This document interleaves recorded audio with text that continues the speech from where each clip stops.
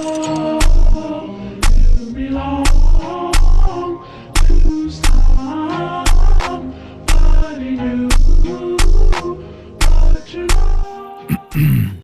Imagine this. For years, football fans across the world have asked the same question. What if we could rewind Neymar's career and start over? No injuries, no drama, no off-field distractions, just pure, uninterrupted football. What would Neymar have looked like if he could focus entirely on the game? No endless parties, no carnival breaks, no weekly tabloid stories, and no Messi or Ronaldo casting shadows over his greatness. Well, when Lamine Yamal burst onto the scene, it felt like that fantasy was finally real. A kid obsessed with Neymar, mimicking his flair, his creativity, his celebrations. But while Yamal dreams of becoming Neymar, Desire Doué is something else entirely. He is Neymar if Neymar had grown up with structure, discipline, and maybe even therapy. One French newspaper went as far as to call him Neymar if he got help. Think about that. A version of Neymar, not lost in chaos, but locked in on greatness. And Doué, ice and tea, just hype. While Yamal is getting all the Ballon d'Or attention, Doué has been quietly putting up the same, if not better, numbers that barely anyone notices. That Champions League final wasn't just his breakout, it was his global announcement. Look at me. And if you'd been paying attention, you already knew.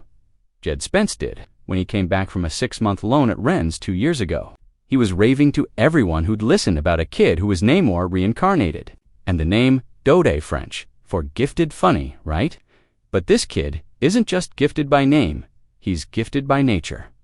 The first time a scout saw Doué, he wasn't even playing in an official trial. He was 5 years old, kicking a ball around by himself while waiting for his older brother to finish his tryout. Rennes usually didn't even allow kids that young into their academy, but he was so good, they broke club policy, convinced his parents to sign him up, and dropped him straight into the U9 team. By 10. They were taking him to the FCGM Champions League, a major youth tournament with academy teams from Barcelona, Chelsea, Juventus, and Man City. His coach said Doué basically won the tournament single-handedly. And the highlight? A free kick goal from midfield. That's when they realized, this kid's not normal. But Rennes didn't spoil him. They challenged him. While other clubs might have pampered a prodigy like that, Rennes decided to shape him. At just 11 years old, they got concerned he was becoming too obsessed with Neymar's flair to many steepovers, too much showboating, too many risks, so they made a radical decision. Move him to center back. They even banned him from taking more than 2 touches per possession. His father said it was like electric shock therapy. It nearly killed his love for football, but at DIDN single quotes, Tidor adapted. He learned how to control the tempo, defend, pass under pressure, and make every touch count. He became so good at playing deep that his coaches didn't even know what position suited him best anymore. Our NNES had done the impossible. They took a dribbler, classic show pony, and turned him into a complete footballer. But with that came new challenges. By 2022, still only 16 years old, Doué turned up at the U17 Euros not as a winger, not as a striker, but as a midfielder, orchestrating play like a veteran.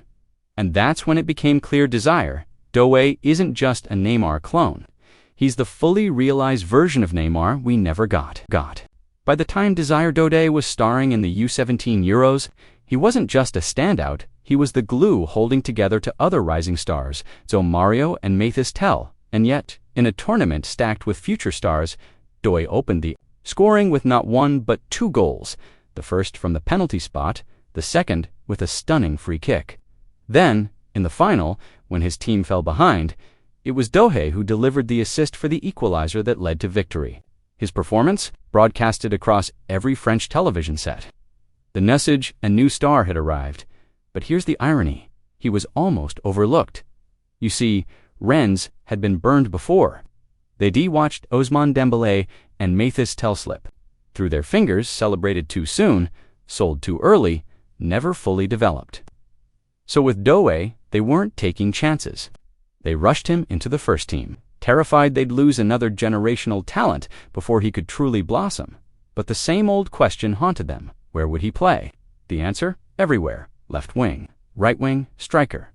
Second, striker, central midfielder, defensive midfielder, attacking midfielder, even wingback. It didn't matter. Wherever they put him, he delivered. Just 4 days after his first ever senior start, Doué became the first player born in 2005 to score in Europe's top 5 leagues. 1 month later, with Rennes tied against Dynamo Kyiv in a crucial match, he came off the bench with just minutes left. 1 minute before full-time, he intercepted a pass, sprinted through midfield, and buried the winner. He became the youngest Frenchman to ever score in European competitions. But that wasn't the moment that truly blew people away. Just 3 days later, Rennes brought him in, again this time in the Breton Derby, with just 7 minutes left on the clock. First touch. He controlled the ball. Second touch, a half-volley rocket into the top corner. The crowd exploded.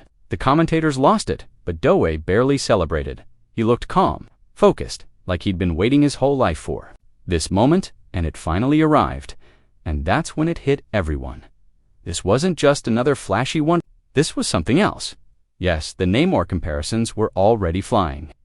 His flair, unpredictability, two-footed balance, and love of entertaining drew obvious links to the Brazilian. Scouts noted he was as ambidextrous as Dembele and as press-resistant as Camavinga. But more surprisingly, analysts compared him to Wayne Rooney. One scout famously said, "His upper body strength combined with his elegance is rare. He moves like a ballerina with a bulldozer's impact." You don't see that often, only in players like a young Rooney. And of course, because he's French, the inevitable Zidane comparisons followed. They called him brutally elegant, ambidextrous, and said he had a natural affinity for Zizou's signature roulette. Which brings us to the ultimate point. When was the last time anyone ever described Neymar as brutish? You see, Doué isn't just the next Neymar. He's something far scarier. He's Neymar with structure, with power, with maturity, and with no chaos dragging him down. And now, finally, the world is starting to notice this. Physical, sure, but the real question is, would that make Doué be ETTER or just different? One thing's certain, it wouldn't make him worse. And if you're still wondering whether the Neymar comparisons ever made sense in the first place, let's rewind to how Doué closed out last season. He was subbed off just 18 minutes after coming on, and publicly slammed by manager Bruno Genesio, who said he was playing like he was in a schoolyard. Just like that, Doué was benched for the rest of the season. This, despite the fact that he had averaged more successful take-ons per 90 minutes than Lionel Messi. Read that again, even as Newcastle reportedly tabled a £12 million offer, and British football magazines hailed him as the kind of generational dribbler who could dominate the Premier League. Doué couldn't catch a break. One magazine wrote that his signature roulette leaves defenders glued to the ground like they're stuck to a nightclub floor. But Genesio refused to budge. He benched him again, even after Doué scored in the Derby de la Bretagne. Then came the turning point. Bruno Genesio was sacked, and just a month later, Doué was finally back in Rennes, starting She. But this time, not as a flashy winger, not as a second striker. He was put in deep as a playmaking midfielder. Most wonder kids would have sulked, complained, tried to force a move. Not Doué, he told reporters. Settling for a position at my age would only limit my potential. Let that sink in. That's an 18-year-old talking like a seasoned pro, even more impressive. In that deep-lying role, Doué averaged nearly 3 tackles per game, more than midfield destroyers like Jeffrey Kondogbia or Lucas Hernandez, and yet, whenever he was pushed back into attack, it was the same story. Pure magic.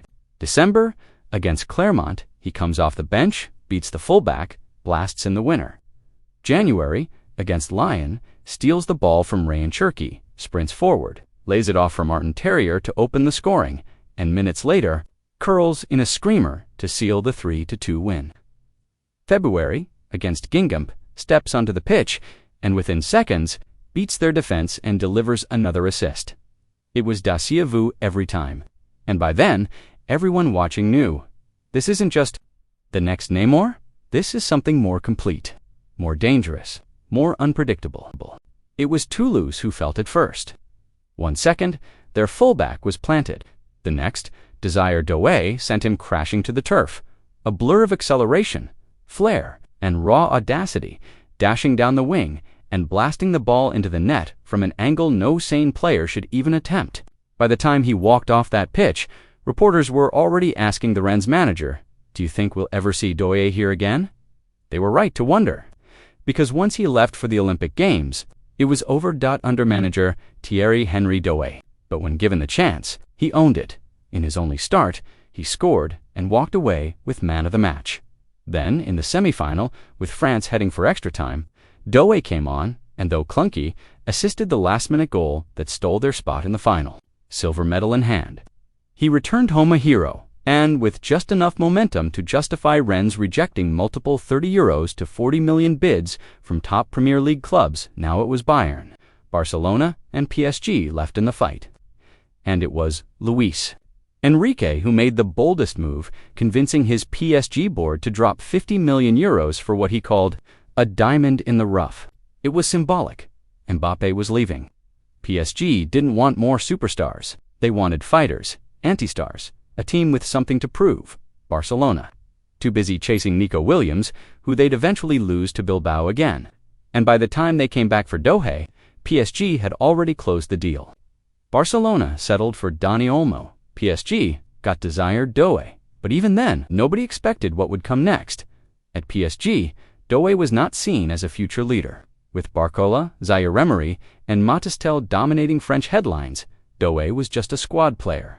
He even took the number 14, a humble tribute to Matuidi, and early on, it showed. He didn't score his first goal for PSG until December, even counting assists. He only had one by then. Let's be honest, he was struggling. Critics whispered that the step up was too big, that he was overrated, a flash in the pan. But then, he exploded. 30 goal contributions in the second half of the season, 30 from forgotten rotation piece to the spark of Paris. 5 months, that's all it took.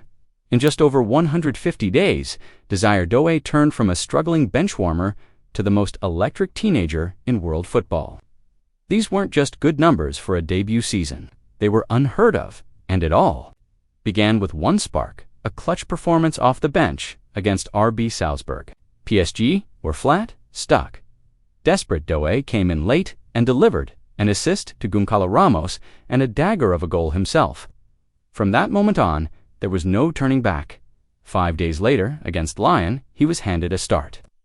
Within 7 minutes, he'd already humiliated his fullback, stormed down the wing, and laid off the opener.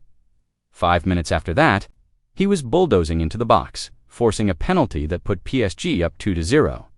And by the second half, he'd even scored only to have it chalked off. Still, by full time, he was holding the man of the match trophy like it was a birthright. Critics had vanished. The believers were multiplying. When the winter transfer market opened, some at PSG even questioned whether the Kvaratskhelia deal was still necessary. But Doué didn't flinch. Left, right, central, he could play anywhere. So they signed Kvara anyway. Before long, it wasn't just a signing, it was a revolution. Kvaratskhelia, Dembele, and Doué, the most terrifying trio in Europe. Against Stuttgart, Doué dropped an assist so audacious it left the commentators speechless. Next match, another assist.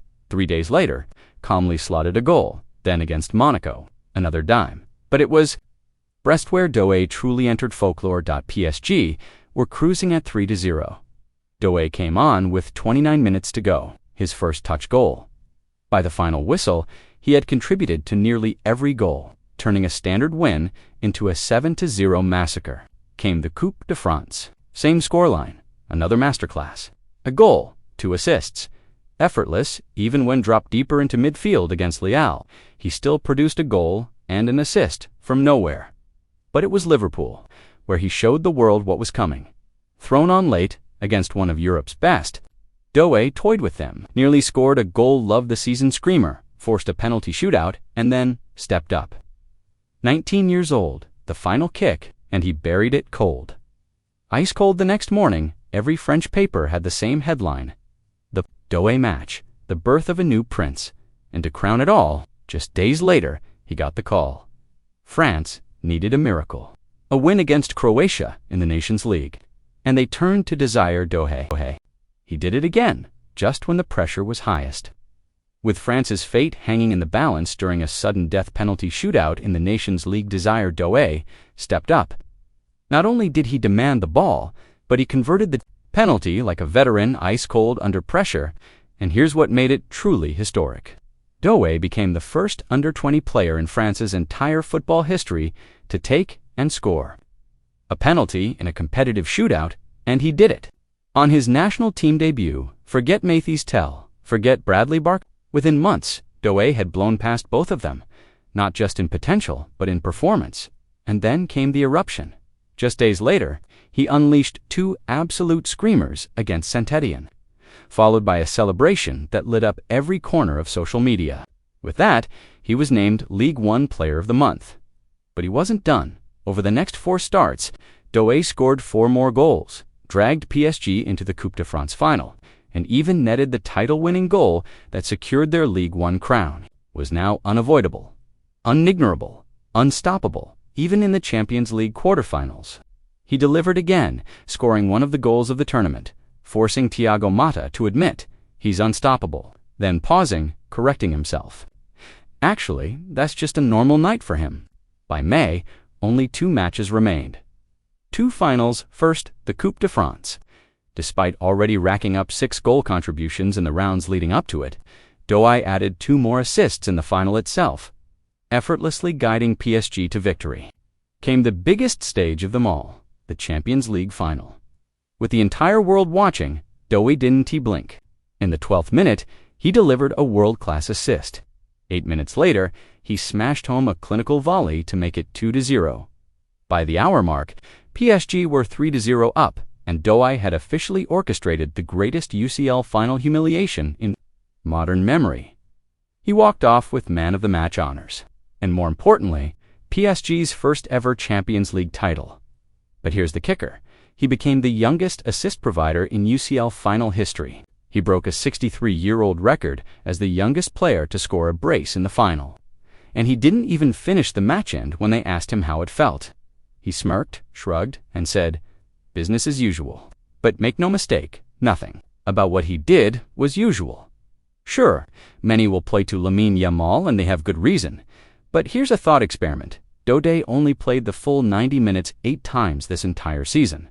If he had the same minutes as Yamal, he'd be tracking toward 45 goal contributions from a deeper midfield role, while defending at an elite level, while carrying PSG in their biggest moments, and while breaking record after record with a cold, quiet composure. And the wildest part, he's just getting started. So, to the Neymar fanatics, to those who crave the rise of a new generation of genius, get ready, because this isn't hype anymore. It's reality. And his name is Desire Doué.